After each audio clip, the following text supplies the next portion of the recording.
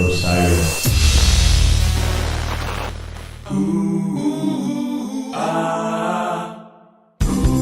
Under the scale, under the scale, under the scales.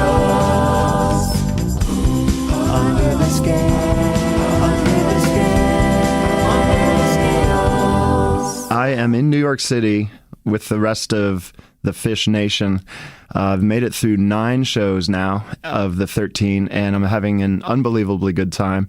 And I'm here with my guest today is Eli Tishberg. Hi, Eli. How are you? I'm good. How you doing, Tom? Doing fantastic. And as is sort of the case with Under the Scales, Eli's a guy that you know, but you don't know that you know him. And that's the whole point of my podcast. But before I go deeper into that, deeper under the scales there, I first want to say thank you to a new friend of mine, Tony Malai, who's a VP at iHeartRadio, in whose studios, beautiful pro studios, we're sitting right now. And this is really pro, Eli. I'm not always like great. this. It's normally a hotel room, you know? So anyway, I don't want to deceive you with my proness. Eli is no stranger to professional studios, to professional studio equipment, especially in the video field, right, Eli? That's correct. Yeah. So now the way that you guys know Eli is that he's responsible, he's the editor, director, producer Sometimes. of the live feed that you guys get for many, many Phish shows for years now, correct? Yeah, I think the first thing that I ever did for Phish was Roseland. I edited that. I did not direct it. I can't think how long ago that was. That was 2000, I think. Okay, think. yeah. And that was kind of when I met, various people in the Phish organization and family at the time. I did that as an editor, and then the first thing that I directed for Phish was the It Festival. That was the first thing that I directed for webcasting and stuff. So it was not live. It was made into a DVD. Okay. So you were shooting multiple camera shots on video, but for a movie at that time. For the DVD. a DVD. Correct. Okay. Awesome. So, that was my first directing for Phish. I see. And then I had edited some bonus footage from Bittersweet Motel. It's halfway between Erie and Pittsburgh. You're putting me through hell. On the highway to the Bittersweet Motel.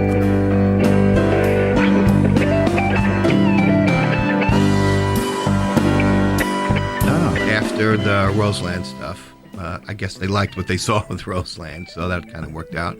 And that was actually my second Phish show, Roseland. My first Phish show was Radio City, the first night of Radio City, because we had to go see this band Phish, who I'd heard of course. Right. But had never seen. So when you first plunge in to seeing Phish, it helps when you're directing this thing, multi-camera shoots, to be on the right shot. Now it does, yeah. Now I've heard the music enough and seen and listened to them so much that it's sometimes second nature. Sometimes I have to think a lot. Well, you've been now a fan for 17 years. I guess so. You could call it that. I guess so. That's correct. So you've had a lot of practice, and when I stay home and couch tour, I find it, phenomenal. I think you're always on the right shot. Yeah. Thank you. But I imagine I try. I'm not always, but I try. I imagine that must have been a challenge initially, like panning out into the audience right when it goes dark or something, doing silly mistakes like that. Yeah, and that still happens. Obviously,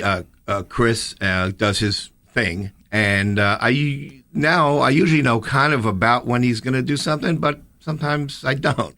And the same thing with the band. I play music, so the way I kind of direct is when I'm doing what I do, I have to basically listen to the music that's playing, think about what's coming up. If there's something special coming up, Mike's going to sing, Trey's going to sing, Paige's going to sing, Phish going to sing, or they're all going to sing, or they're going to dance, or they're going to trampoline. So I have to think of all those things. I direct. I listen to the music. I think of what I'm hearing. I think of what's going to come. And I also, if they're jamming, I just kind of think of like, all right, who might play next? And sometimes I get lucky and sometimes I don't. And it's just a drum shot or just a bass shot or just a Trey shot, and it's nothing special. Nice. So intuition drives a lot of this. Intuition and feel. It's kind of like the same way that Trey told me that the band plays, which is that in Phish, if you're not listening, you can't be playing. And that's actually true, because that's the way they all kind of feed off each other. So you're performing very much in a way, almost like Chris in a way. Yes, with the video. Yeah. I mean, Chris obviously has a more intimate and has known them longer and knows their music. And, you know, all these songs are probably totally part of Chris's DNA. For me, they're part of my new DNA. Well, Stash, for example. Now, this is something I haven't thought about. Okay. But imagine you have to. When the audience does the clapping,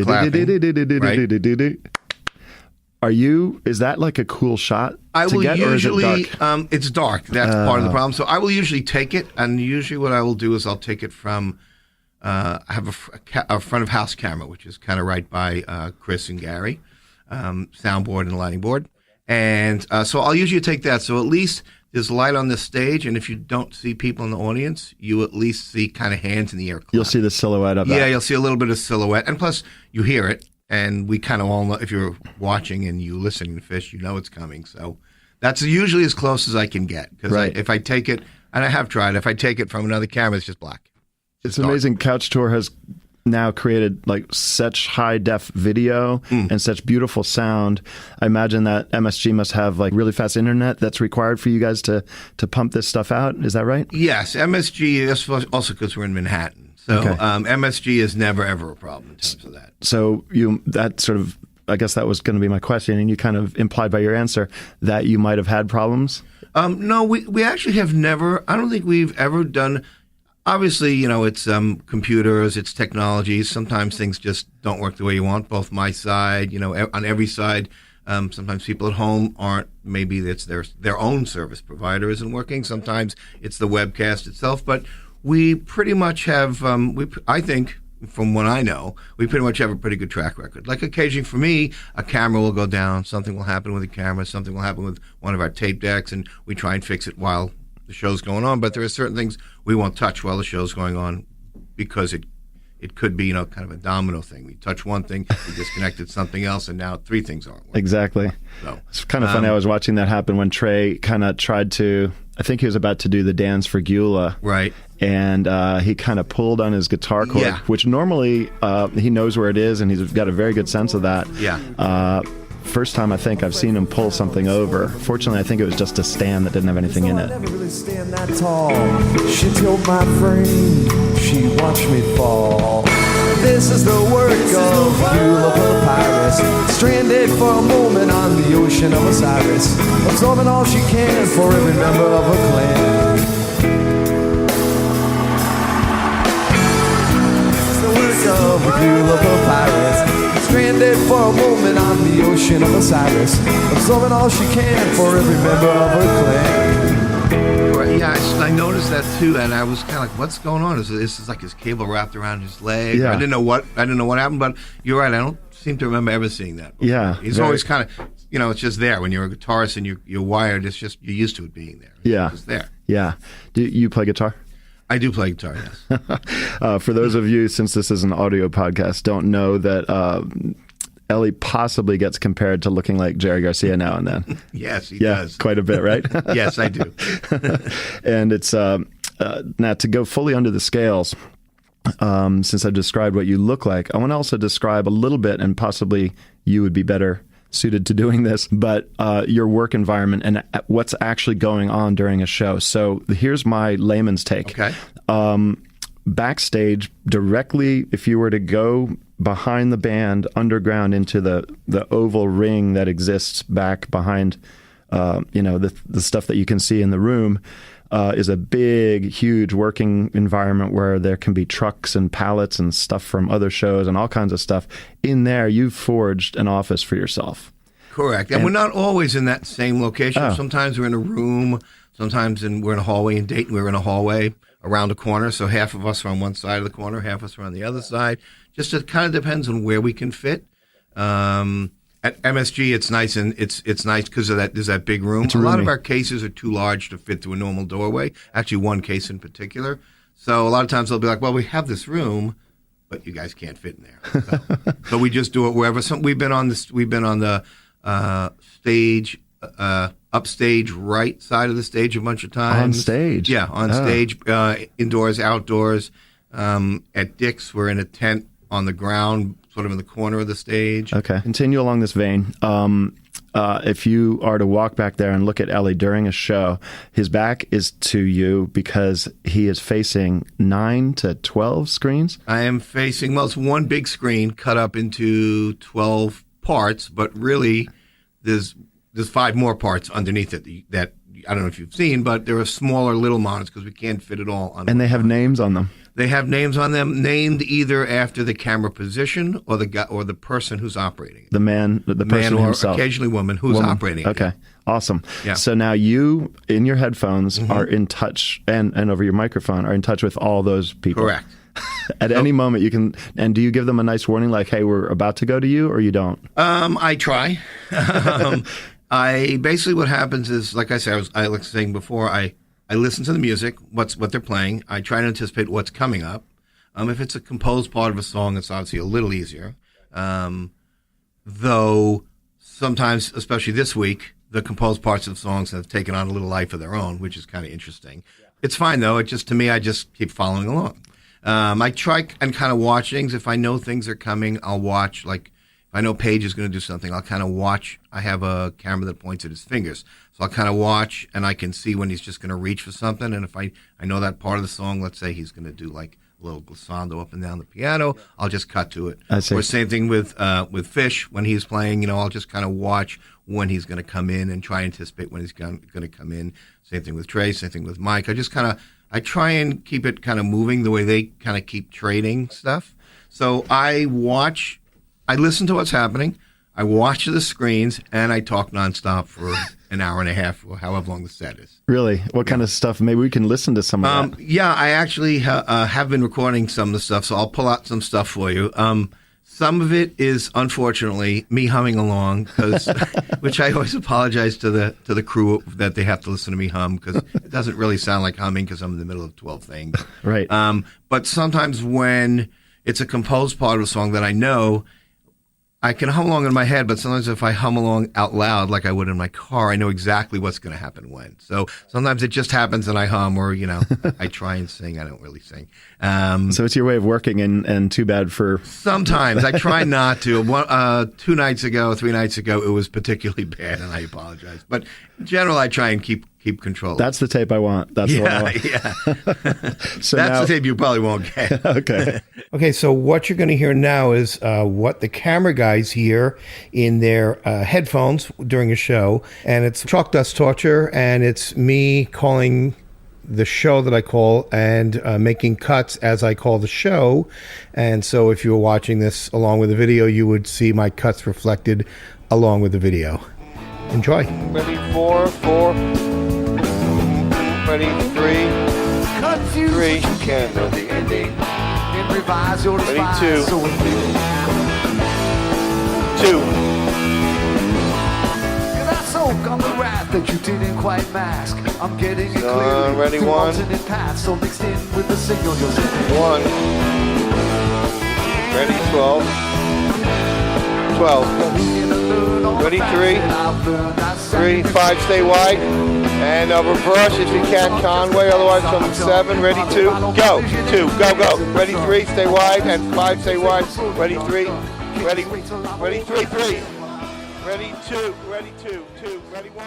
So just to go all the way down, just for the beginners who don't understand video editing, each one of those screens represents, like Eli said, a camera person or a remote camera that's out in the garden somewhere, Correct. pointing, like one of them you said, at Page's hands. Correct. And you don't bother wasting a person there because that's a rare shot possibly that Although, actually, we have... So the way that...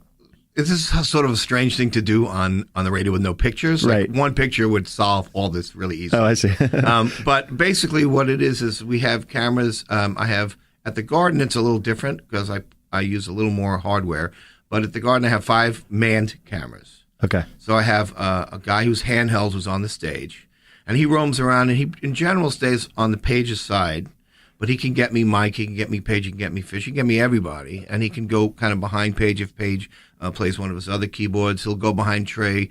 And again, because it's Madison Square Garden with its kind of unique, well-known ceiling, sometimes I'll be like, go as wide as you can. I want to see the back wall. I want to see the ceiling. I want to see the floor. And then I can see that. And then there's a guy in the pit in front of the band, and he also roams around back and forth. Ah.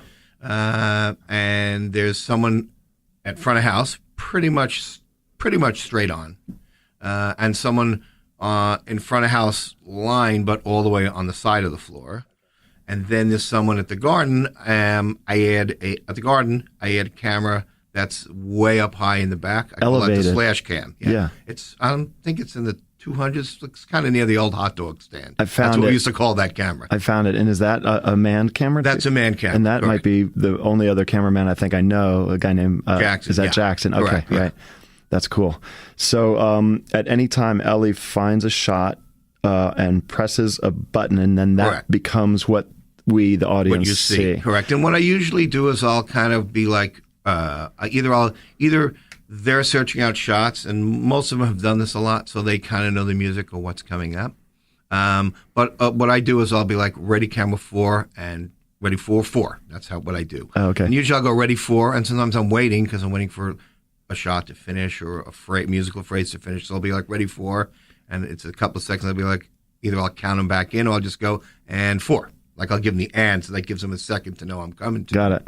And they'll or I'll say like 4, start your move, and then I'll take 4. And do they have an indication? Yes, when I push the button, they have a red light. They see a red light. Correct. So and they the know whole at that time moment. the whole time that I'm shooting, they can also push a button on their camera and see what's going out live. So like even though the guy, let's say the guy in the pit is shooting Trey, if I'm on a wide shot, he can push a button and see, all right, he's on a wide shot. Great, this will match with this wide shot. Oh, whatever. Okay. Yeah, and those are the man cameras. And then there are 5 robotic cameras. Usually it's 4, but we have what we call the bonus camera, which is a spare, but we use it, and we put it wherever we can. So like in Chicago, Doug, who operates the robo cameras, and Trey Kerr, who shoots sometimes and directs sometimes, decided last time we were in Chicago, they wanted to put it up in the lighting tower. So that way you could get this amazing view of Chicago in the background and Beautiful. the stage in the foreground. Wow. So sometimes we'll do that. So I have 3 robotic cameras on stage. One's over Trey's shoulder, one downstage left, downstage right, and then I have the bonus camera, and then I have the camera out at front of house, the Corota cam, which is basically just a lock off on the lights. So I always have it. I don't use it that much anymore because I get it better it's better quality, I guess is the way to say it. It's better quality from the man cameras. They're better cameras. So I'll usually try and make it work from one of those cameras, or from at the garden, the slash camera, the one all the way in the corner. And then I have a camera on Page's finger, a camera on Page's Hammond organ, a camera sitting on his Leslie cabinet that just points at all his keyboards. There's a then Leslie up high now. Yeah, the Leslie's now on like a road case, and Okay. it's covered. It's in a road case and on a road case. And then I have 2 cameras on Fishman. Oh, okay. Unbelievable. Kind of Yeah. behind. One that actually kind of used to be straight in front of him. Now it's a little, because of when he changes the symbols, I have to move my camera. Now it's a little bit to the side. Then I have one over his left shoulder, which has pretty much been a standard location for us for the last couple of tours. Nice. Yeah. And so the audio that comes out that your all your decisions are based upon, is that the same audio that we eventually can buy? I think so. Is it going through a different person? Is there another iteration? Is it getting No, remixed? it all comes from Gary at front of house. So you're getting and Gary's I'm getting sound in Gary's your- mix, but he adds stuff to it that's not in the house mix. So Okay. he'll add some house, so that way it doesn't sound dry and dead. It's because he's making a nice clean mix. So, but we want it to sound, you want to hear the audience, you want to hear the clapping and stash. You want to hear people applauding, you want to hear people cheering, happy about songs. So there's audience mics that he mixes into our mix that don't go into the house mix. I see. Right. Okay. And then now we can get into the sort of philosophical side of your business, if you don't mind. I was imagining that you probably kind of had to go through a little bit of a mental choice to do this thing that happened that everyone knows about. You made sort of a guy famous immediately became famous. The MSG Hood guy. The Hood guy. Turns out his name is AKA the Hood guy. Yeah, the Hood guy. Okay, MSG Hood guy, the Hood guy. And we're talking, of course, New Year's. Yes, this past New Year's. This past New Year's at the Garden, a guy whose name turns out to be Nicholas Orr. Right. Very nice gentleman. Yes, he is. I've met him. Yeah, I bet you've met him. He kind of got famous fast, I guess. Yeah. But so the way that I saw it, and then I'll let you kind of tell me what happened behind the scenes. So what the audience, from the audience's point of view, was you found a guy completely blissing out during the early part of the Harry Hood Jam. And he was so compelling to watch because he was kind of the epitome of the Phish experience. And I think everyone immediately felt that, like, wow, that guy is amazing. But then later, you went back to him, which I imagine that must have been the decision. Like, do I really want to make him?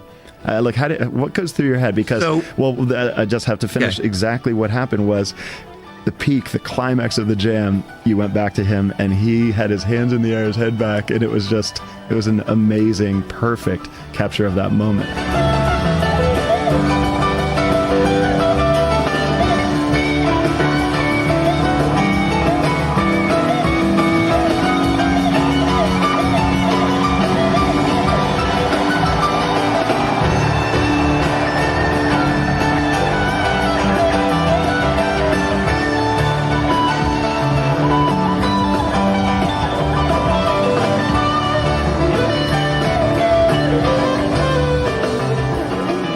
So that's a case where that went very well. But I imagine that could go badly for someone that doesn't want to be made famous or recognized. Do you have to think about that, I guess, is the question. Yes, I think about it a lot. It took me a long time. Again, I say a long time, it's seconds. But that shot came from the camera over Trey's shoulder. So Doug, who's a RoboCam operator, found that shot, and they were showing it to me, and we were watching him for a while, and they were like, take him. And I'm like, I'm always very hesitant about that because I don't want to mess anyone's life up. It happened to be that it was so genuine and it was so nice that everyone thought it was great, even people not in the Phish community, because it was all over the next day. I'm always very sensitive about stuff like that. I just, I don't want to find out that the guy was really upset about it or the girl was really upset about it. So I'm always a little hesitant about doing stuff like that. But everyone telling me everyone, meaning the crew who was around me and people were watching, like, put him in, you have to put him in, look how great he is. And I was like, you know what, it's kind of harmless. Okay, and I put him in the first time and it was great. Yeah. And then I put him in the second time because, like you said, the jam was peaking and it was just, he was just absolutely, it was kind of, in my head, I was thinking like his face was saying to me, what is going on that stage? I've never heard or seen anything like it. Right.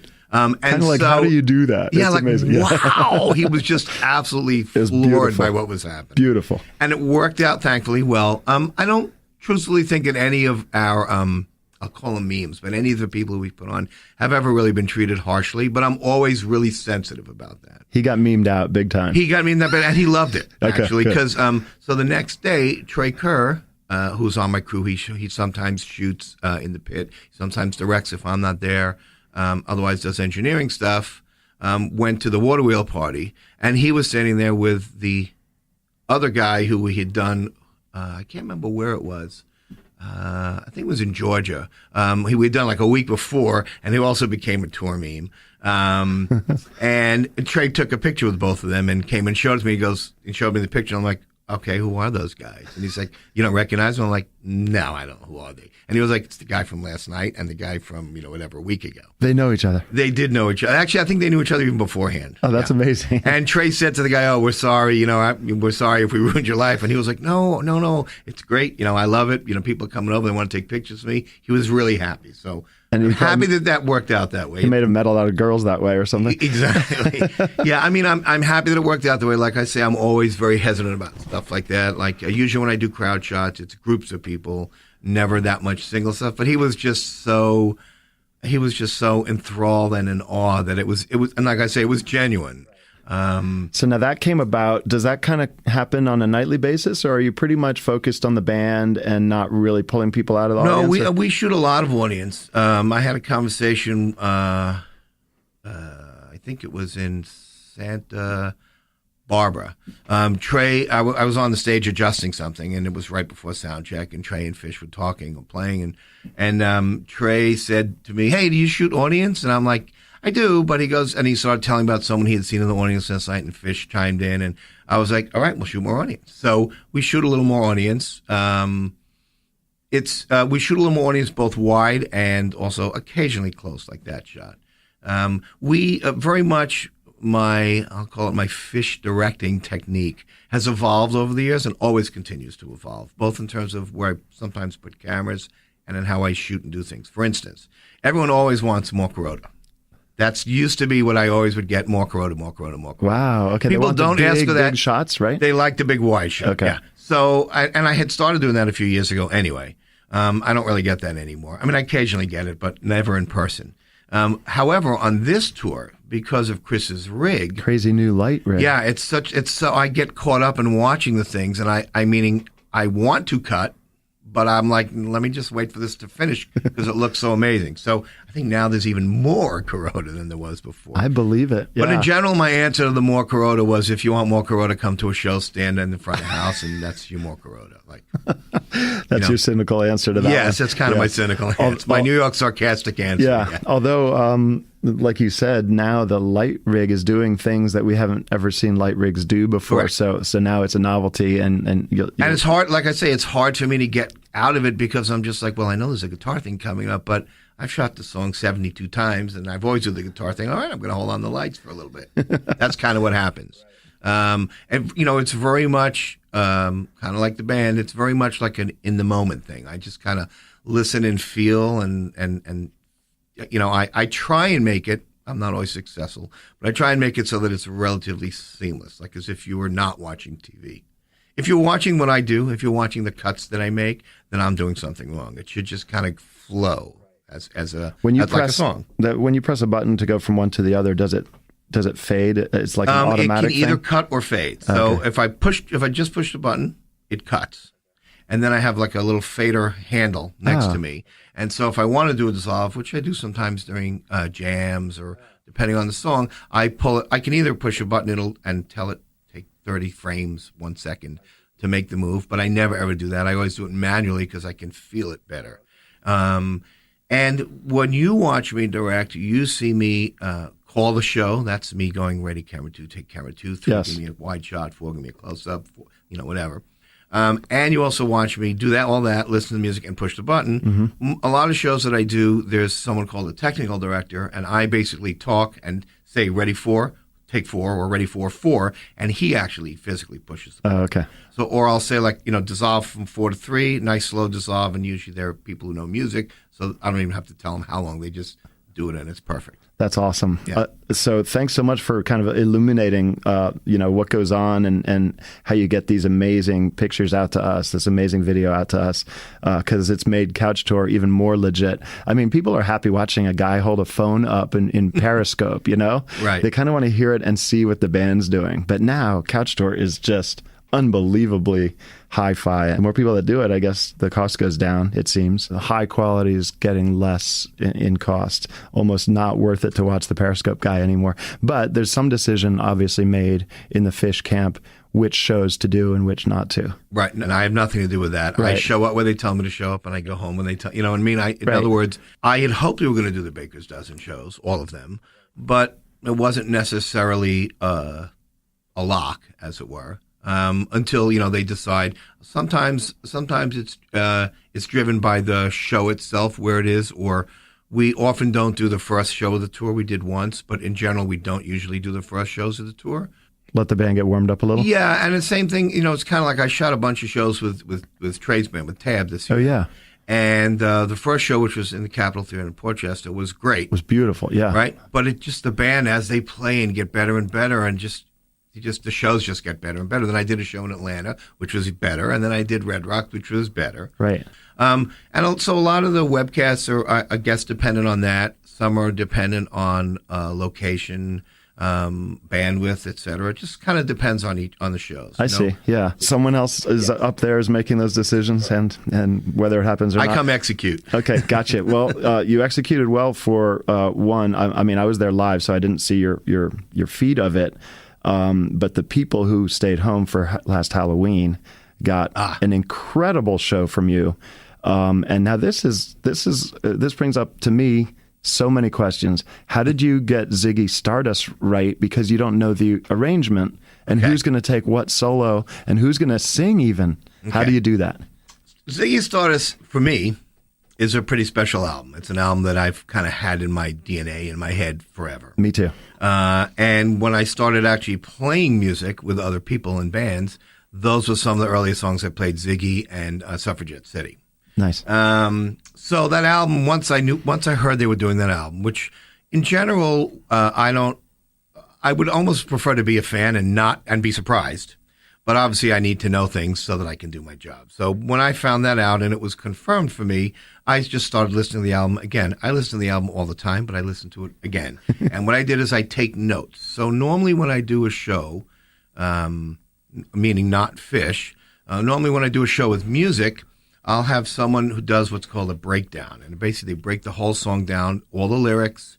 They count me in and out of things like, so-and-so is going to sing in 3, 2, 1, or guitar solo followed by drums, then whatever. So I basically broke all the songs down with no arrangements. You made your own breakdown. I made my own breakdowns with no arrangements. So in other words, just the, counting between there's a, guitar turnaround for 2 bars. Oh, I see. Is this for 6 bars? Assuming Phish was going to handle the song like they did on the album. Well, I didn't even put any Phish specific things in it. Okay. So I just basically made the breakdown so I had them. Okay. And I think we were already in Las Vegas, and I asked, and I said, are they going, I need to hear how they play it, because plainly it's not David Bowie. So plainly one person's not going to sing the whole thing.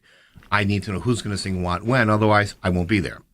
So I said, you can stick me in the rehearsal room, you can stick me outside the rehearsal room, I just need to hear it. You can give me a tape. It's immaterial, I just need to hear it. And they ended up performing it the day before on stage. And they played it all the way through on stage. So I took my notes, which is, 60, 70, 80 pages of notes, and I marked them up. 80 pages? It's not, I don't have them with me, but it's probably, because each song is anywhere from, 4 to probably 8, 10 pages. So wow. Depends on the song. So okay. I basically just marked all the things up really quickly. I'm trying to remember. I think they played it once. Yeah. I marked things up very quickly, and then I took an audio. Actually, I took video, but I only cared about the audio. I didn't care about the video. I took that back to my room, cut it up into separate songs, and then went through my notes and fine-tuned everything. And I watched the video so I could see, okay, Phish was going to do, that's where the fill is, that's where this is, that's where that is. So by the time they came to performing, and then they played it again that day. And so I kind of directed it. No lights. When the band is sound checking in general, they don't. They basically sound check with house lights on. Okay, right. So that they can concentrate on the music, not on on lights or the feel. So I basically just watched it. It was a full rehearsal. So it was basically the strings, yeah, and the singers and all that stuff. So I kind of watched that, adjusted my notes. Okay. Wow. And then did the show. Huh. And like I said, the album itself is pretty much ingrained in me, timing wise. Yes. But knowing who's going to sing what, or right. I think there's a spot where Trey sang. I forget what song where Trey sang.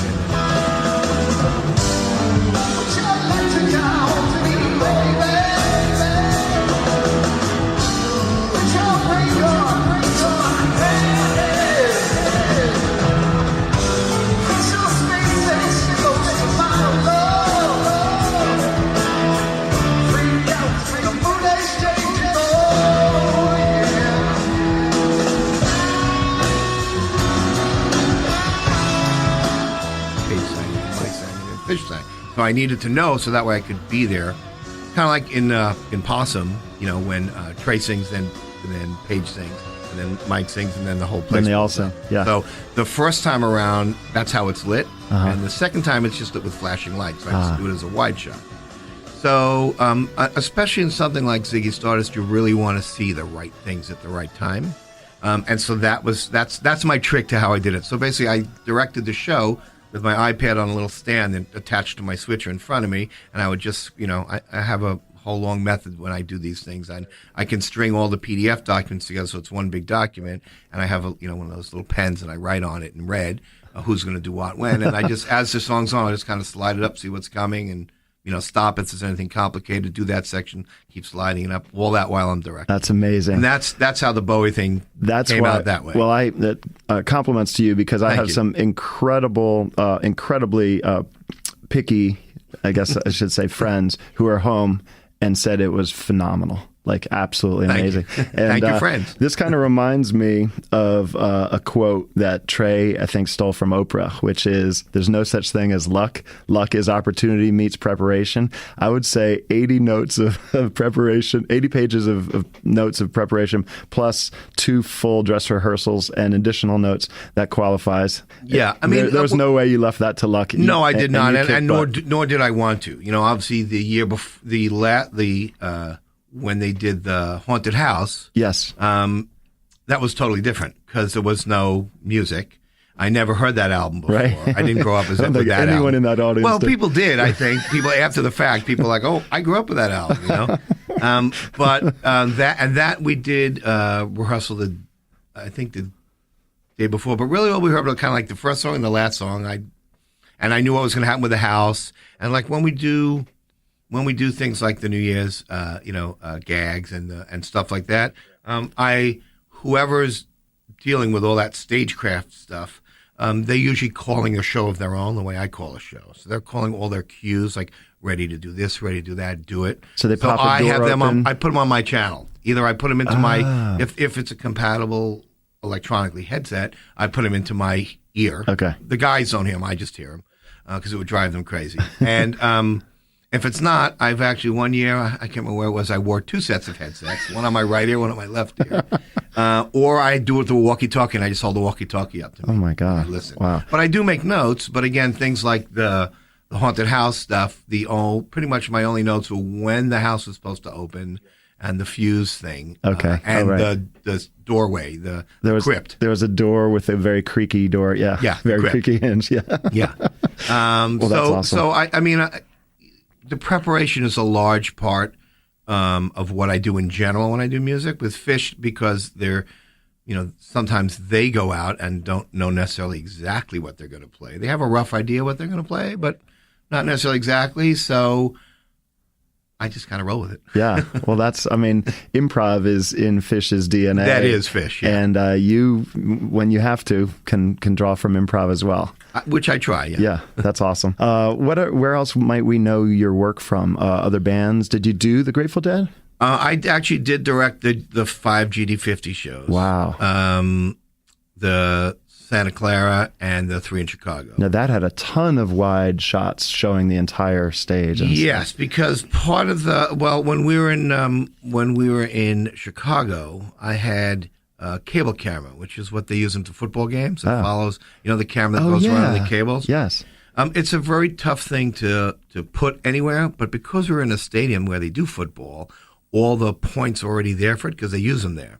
So it was a little easier to put it there, and it's come down in price over the years. So I asked for that, and I got it. And basically the way that works is you basically draw a rectangle in this, where all the corners are of the rigging, and anywhere in that rectangle that thing can fly. And what they do is they spend a half a day or so mapping out anything in the way, like delay tower. So that way, even if they push the joystick to fly right at the delay tower, the computer will automatically lift up and go over the delay tower and out the other side. So it can adjust height and, X, Y, everything. and Z. I could take it down to the floor if I want. Oh, which wow. I wouldn't, because everybody would grab it. It would hurt someone. Yeah, and you'd hurt someone. Yeah. Wow. So, yeah, and that was actually, that's not something we ever really use much in the rock music world because it's expensive and time consuming. And Got it. I think there were 4 or 5 people on their crew. It takes them a day or 2, 2.5 to set up till they go. But I never used it, so I really had no frame of reference. To fly a camera like that, I imagine, I'm just trying to think of the technology. There must be some super fast motors pulling a lot of cable. Fast metal motors that are actually out on the floor on the outside of the stadium, and the cables go up through pulleys and then into the stadium. Oh, and then there's fiber optics that connect the camera to me, so that way everything's real. No, in the old systems before they did fiber, it was a two frame delay. So you could use it if you were going to edit stuff, if you were going to post the show later, but you couldn't use it live. This is really good tech stuff. Yeah. That's really awesome. And the way it works is there's a guy who basically has joysticks, and he controls the camera and where the camera's going to go. And actually, I think it's a guy who controls where the camera goes, and he controls the camera. There's another guy who controls the camera head. And they basically just, we talked about stuff. I came up with some ideas.